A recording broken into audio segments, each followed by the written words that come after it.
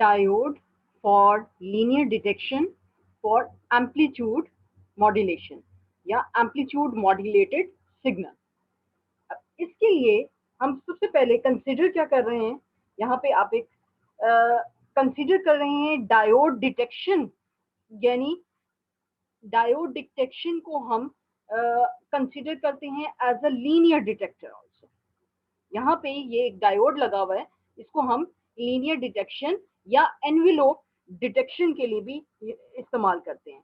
अब इससे आपकी जो मॉड्यूलेटेड वेव है वो रेक्टिफाइड फॉर्म में, इस फॉर्म में नजर आती है, because the function of the diode is कि ये अलाउ करता है किसी भी अब सिग्नल को पास करने इनटू अ सिंगल डायरेक्शन में उसको कन्वर्ट कर देता है। ये रेक्टिफिकेशन का प्रोसेस परफॉर्म करता है दिस डायोड। नेक्स्ट की it is called envelope detection because it covers AF signal and envelope from the composite signal, and it is called linear detector because its output is proportional to the voltage of the input signal. Envelope detection क्यों कहते हैं, क्योंकि ये आपकी audio frequency signal जो है उसके envelope का कवर करता है, उसको कंप्लीटली कवर करता है, यानी उसकी जिस तरह से कर्व है, उसकी जिस तरह से फ्रीक्वेंसी है, उसकी एम्पलीट्यूड है, उसको कवर करता है। जबकि सिमिलरली इसको लीनियर डिटेक्टर इसलिए कहा जाता है कि इसमें जो आउटपुट प्रोड्यूस होती है वो आउटपुट जो है वो प्रोपोर्शनल होती है to the voltage of the input signal. जो इनपुट सिग्नल में वोल्टेज है उसके प्रोपोर्शन ये प्रोवाइड करता है, तो हम इसको लीनियर डिटेक्टर भी कहते हैं। Now let's see the circuit diagram. अब इसमें हम कंसीडर कर रहे हैं कि आपने कोई radio frequency voltage, various radio frequency voltage introduce करवाई हैं at the receiving antenna. This is the receiving antenna, और इस रिसीविंग एंटेना के ऊपर आपने रेडियो फ्रिक्वेंसी वोल्टेजेस इंट्रोड्यूस करवानी है। अच्छा, अब इसको इंट्रोड्यूस करवाने के बाद ये ट्रांसफर किस पे हो रही है, ये एलसी सर्किट में। यहाँ से ये ट्रांसफर L1 से जो कि मैग्नेटिकली लिंक्ड है विद दिस इंडक्टर L, और कैपेसिटर को वेरी करके हम इसकी फ्रीक्वेंसी से मैच करेंगे ताकि ट्यून किया जा सके इस ऑसिलेटर को। जब आप कैपेसिटर को चेंज करते हैं, वेरी करते हैं, then you can tune the LC circuit, that is the tuned circuit with the incoming frequency waves। जो आपकी रेडियो फ्रीक्वेंसी वेव्स के सिग्नल आ रहे हैं उसकी फ्रीक्वेंसी से मैच करने के लिए CSC को वेरी किया जाता है। अब इसको वेरी करने के बाद जब भी हम इसमें यहाँ पे सिंबल जो है वो वेरिंग कैपेसिटर का लिखा हुआ है, क्योंकि जो भी इनकमिंग, क्योंकि various radio frequency signal antenna में रिसीव हो सकती हैं, तो जिस सिग्नल को ट्यून करना है उसकी फ्रीक्वेंसी के साथ मैच करने के लिए कैपेसिटर की कैपेसिटेंस को वेरी किया जाएगा। अच्छा, अब जब वो रेजोनेंट फ्रीक्वेंसी अचीव हो जाएगी एलसी सर्किट में, तो अब इसमें ये जो सिग्नल है ये हम कंसीडर करेंगे कि डिजायर्ड फ्रीक्वेंसी के साथ ट्यून इन हो गया। अब वो डिजायर्ड फ्रीक्वेंसी के ट्यून इन हो गया, वो एनवेलोप जो ट्रांसफर हुआ है किसी भी एंटीना के थ्रू, वो आगे ट्रांसफर किया जाएगा टुवर्ड्स द डायोड। अब डायोड को जब ट्रांसफर किया जाएगा, अब यहाँ पे हम कंसीडर कर रहे हैं जो डायोड है ये फिल्टर करेगा, इसका काम एज अ रेक्टिफायर भी होता है, और हम ये कहते हैं कि ये फिल्टर कराएगा, फिल्टर आउट करेगा लो रिएक्टेंस कैपेसिटर C1 को। ठीक है, इसके अंदर जो यानी हम कह सकते हैं कि RF बाय पास कैपेसिटर जो हम यूज कर रहे हैं, ये इसका RF सिग्नल जो है वो C1 की तरफ ट्रांसफर कर देगा, जबकि उसका DC कंपोनेंट जो है वो रेजिस्टर की तरफ ट्रांसफर कर देगा। इन द एंड आपको रिजल्ट में क्या मिलेगा, हाफ वेव की फॉर्म मिलेगी। ये आपके after passing through the diode ये रेक्टिफाई होके आपको इस फॉर्म में आपकी वेव मिलेगी। अब इसमें हम कंसीडर कर रहे हैं कि ये जो C1 हमारा बाईपास कब है, ये सेपरेट कर रहा है सिग्नल को, कैरियर वेव को और आपकी एएफ सिग्नल को, ठीक है। तो एएफ सिग्नल ये आपका रेडियो फ्रिक्वेंसी सिग्नल को सेपरेट आउट करके जो कि C1 के अक्रॉस डेवलप हो जाएगा, जबकि उसका जो डीसी कंपोनेंट है, उसका डीसी कंपोनेंट वो डेवलप हो जाएगा अक्रॉस दिस रेजिस्टेंस आर। अब DC component of the remaining signal ये शंटेड रहेगा, shunted out through resistor R because it cannot pass through blocking capacitor CB। यानी ब्लॉकिंग कैपेसिटर डीसी कंपोनेंट जो है वो कैपेसिटर में से पास नहीं कर सकता, क्योंकि कैपेसिटर जो है वो डीसी ब्लॉकर होता है। तो तमाम डीसी कंपोनेंट जो है वो शंट रहेगा in between the resistor R, और ओनली द सिग्नल, कौन सा सिग्नल इसमें से पास करेगा, जो कि सेपरेट आउट रिमेनिंग पोर्शन है ऑफ द डीसी कंपोनेंट। यानी इसमें से डीसी कंपोनेंट का जो रिमेनिंग पोर्शन है वो वहीं रह जाएगा। हम ये कंसीडर करते हैं कि अगर ये आप देखें, अब एक किसी वेव को कंसीडर करते हैं, ये आपकी एक वेव हम कंसीडर कर रहे हैं, डीसी प्लस एसी सिग्नल उसके अंदर लाई कर रहा है, तो ये इस टाइप की होगी जिसमें DC plus audio frequency signal lie करता है, ठीक है। लेकिन आउटपुट पे आपको जो अवेलेबल हो रही है, अब इसमें से डीसी कंपोनेंट जब निकल जाएगा तो आपके पास आउटपुट पे available signal will be like this, this is AF signal, ये आपको आउटपुट पे अवेलेबल होगा। इसके अंदर से जितना भी डीसी कंपोनेंट था वो शंट रहेगा आर के अक्रॉस, और आरएफ जो सिग्नल उसका कैरियर वेव थी वो सेपरेट आउट हो गई इस C1 के अक्रॉस, और आपको रिसीविंग एंड पे आउटपुट जो मिल रही है वो एएफ सिग्नल है, जो को भी आपका वॉइस सिग्नल है, ऑडियो सिग्नल है। अच्छा, now comes the advantages of this diode detector. अब इस डायोड डिटेक्टर में हम कंसीडर करते हैं कि लार्ज इनपुट सिग्नल को, you can handle large input signal very easily.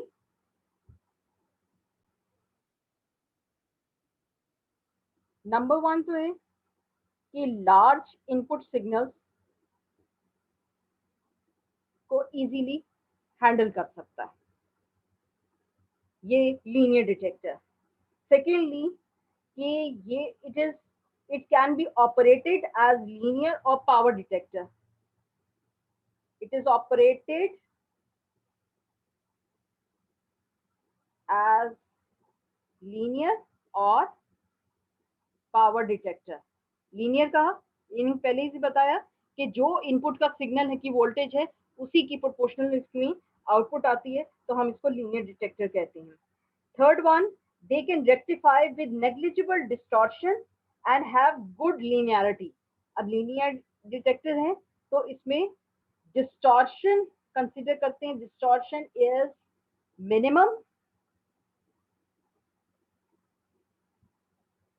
Distortion minimum होती है, और ये इसमें रियल linearity is good।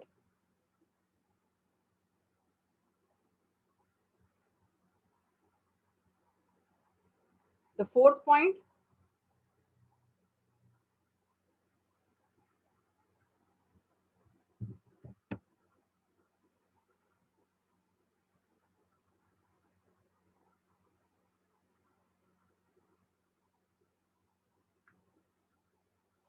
इसमें क्या है, they are well adopted for use in simple automatic gain control circuit। So simple automatic gain control circuits में ये यूज होता है।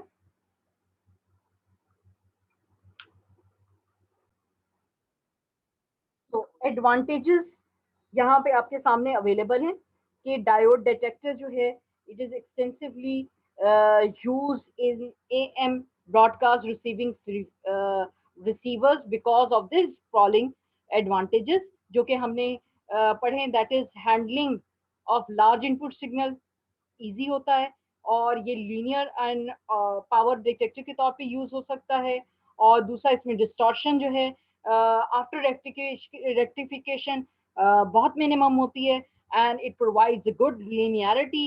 And the fourth point is कि ये सिंपल ऑटोमेटिक गेन कंट्रोल के लिए यूटिलाइज किया जा सकता है। Now the disadvantage, they do not have the ability to amplify the rectified signal by themselves as is done by the transistor detector। अब देखिए यहाँ पे हम क्या यूज कर रहे हैं, यहाँ पे यूज कर रहे हैं एक डायोड। डायोड एम्प्लीफिकेशन नहीं कर सकता, ठीक है।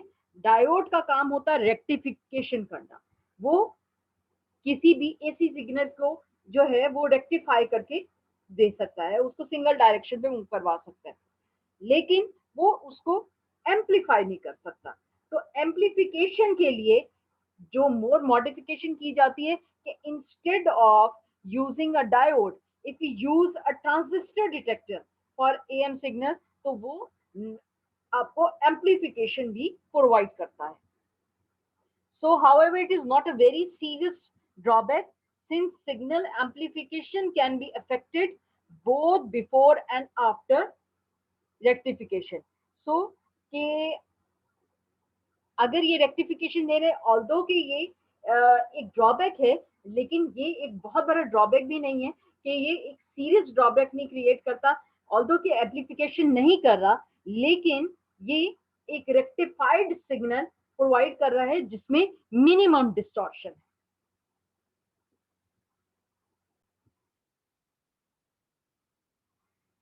Now, the second drawback or disadvantage of diode detector is while conducting, the diode consumes some power, which reduces the Q of the tuned circuit as well as gain and its selectivity। अच्छा, Q is the qualitative factor, और हम ये consider करके जब diode को use कर रहे हैं तो वो पावर कंज्यूम करता है, तो जब वो पावर कंज्यूम करेगा तो आउटपुट जो है वो इनपुट के मुकाबले में थोड़ी रिड्यूस हो जाएगी, क्योंकि some of the power has been used utilized by the diode, और उसकी वजह से आपका जो गेन है वो थोड़ा सा रिड्यूस हो सकता है। Now instead of using a diode, if we use a transistor instead, here you can see the circuit diagram of transistor detector for amplitude modulation signal। अब इसमें इंस्टेड ऑफ अ डायोड यहाँ पे एक transistor को use किया गया है for the detection amplifier के तौर पे यूज किया गया है, और वो प्रोवाइड करेगा both the rectification and the amplification, because a transistor can be use as a rectifier as well as an amplifier. ठीक है, तो अब ये आपका जो सिग्नल है ये हम कंसीडर कर रहे हैं, ये यहाँ पे आपका ये ट्रांसमीटर है, इसके थ्रू ये आपका एरिया इसमें सॉरी रिसीविंग एंटेना है, इस रिसीविंग एंटेना से सिग्नल जो है वो L1 की तरफ गया, और L1 के साथ L2 जो है वो इलेक्ट्रोमैग्नेटिक इंडक्शन के through they are magnetically linked, उसकी मैग्नेटिकली लिंक्ड होने की वजह से ये ट्रांसफर कर देगा अपने, ये ट्यून कर देगा सर्किट को। अब वो ट्यून करने के लिए सर्किट को यहाँ पे यूजुअली हमने कंसीडर किया हुआ है कि जब आपका RF सिग्नल अप्लाई किया जाता है, the RF signal is applied to the base of this transistor. So जब RF signal base emitter junction को, ये आपका बेस और इमिटर की जंक्शन को प्रोवाइड की जाएगी, यहाँ पे रेक्टिफिकेशन अकर करेगी, और amplification of the recovered signal take place, वो कहाँ पे अकर करती है, वो अकर करेगी at the emitter and the collector area. So base emitter junction पे आपका जो सप्लाई हम कंसीडर करें इसी के थ्रू सप्लाई किया गया, यहाँ पे आपने सप्लाई किया, यहाँ से वो सप्लाई हुआ towards the base emitter junction, और वहां पे रेक्टिफिकेशन हुई इस RF सिग्नल की। आफ्टर रेक्टिफिकेशन जो एम्पलीफिकेशन है वो इमिटर और कलेक्टर के जंक्शन पे होती है, और इसमें हम कंसीडर करते हैं कि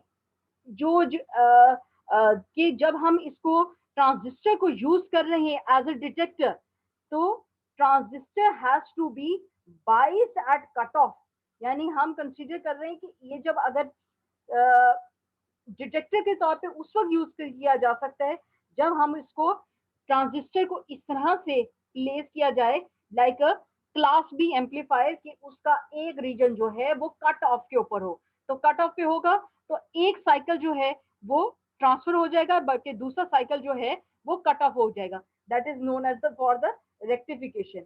अब इसके अंदर जो कंपोनेंट्स, यूजुअल कंपोनेंट्स यहाँ पे शो हुए हुए हैं, जो आपका जिस कैपेसिटर C2 है, C2 जो है वो AC ग्राउंड है, ग्राउंड R3, जबकि R3 जो है इसमें सप्लाई करता है आपकी ये जो डीसी कंपोनेंट है, जो remaining DC component after rectification उसको ग्राउंड कर दिया जाता है। और यहाँ पे ये जो कैपेसिटर C1 है, इसको ये C1 और R का C1 का काम क्या है कि इसको एक रेजोनेटिंग ट्यून सर्किट क्रिएट करे, जबकि R1 एंड R2 जो है वो प्रॉपर बाइसिंग प्रोवाइड करती है टूवर्ड द ट्रांजिस्टर। ये पोटेंशियल डिवाइडर के तौर पे यूज किया, क्योंकि आप ये देख सकते हैं कि ये VCC से कनेक्टेड है, R1 और R2 थ्रू के थ्रू प्रॉपर बाइसिंग प्रोवाइड की जाती है ट्रांजिस्टर को, ताकि ट्रांजिस्टर जो है वो अपनी कंडक्शन कर सके। ठीक है, अब जब कंडक्शन वो कब करेगा, for the positive half cycle आपके मॉड्यूलेटेड RF सिग्नल जब इसको इनपुट देंगे, it will drive the transistor into conduction, वो कंडक्शन करेगा। और जब वो कंडक्शन करेगा तब उसमें से इनपुट आएगा, लेकिन इसके अक्रॉस, बेस और इमिटर के अक्रॉस उसकी रेक्टिफिकेशन होगी, और सिग्नल जो कंडक्शन में सिग्नल आपको प्रोवाइड किया जाएगा टुवर्ड्स द कलेक्टर, वो कैसा होगा, वो सिर्फ एक पॉजिटिव हाफ साइकिल होगा,